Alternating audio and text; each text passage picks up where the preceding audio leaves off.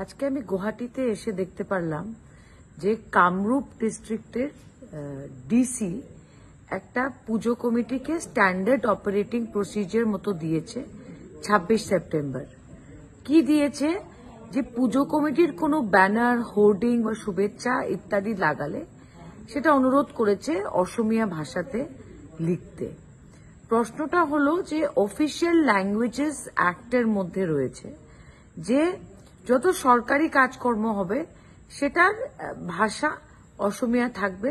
আমরা সবাই আসামে এই আইনটা মানছি এবং বরাকে বাংলা থাকবে। কিন্তু দুর্গাপূজা কিন্তু কোনো সরকারি কাজ নয়, এটা কোনো ডিপার্টমেন্টের প্রোগ্রাম না, এটা জনসাধারণ একটা পূজা কমিটির মাধ্যমে পূজা করছে। তাদের উপরে একটা ভাষার কে চেপে দেওয়া আমি মনে করি এটা আসামের সংস্কৃতিতে নেই। এই ধরনের জাতীয়তাবাদী রাজনীতি কারা করছে? বিজেপি করছে এবং আমাদের মধ্যে বিভাজন করার জন্য করছে। আমি এটাকে কন্ডেম করি, কারণ আমাদের আসাম রাজ্যতে বিভিন্ন ভাষার মানুষ আছে। যারা ছট পূজা করে ওরা কি হিন্দিতে একটা ব্যানার লাগাতে পারে না বা পোস্টার লাগাতে পারে না? নিশ্চয় পারে। So this kind of petty divisive politics of the BJP should stop.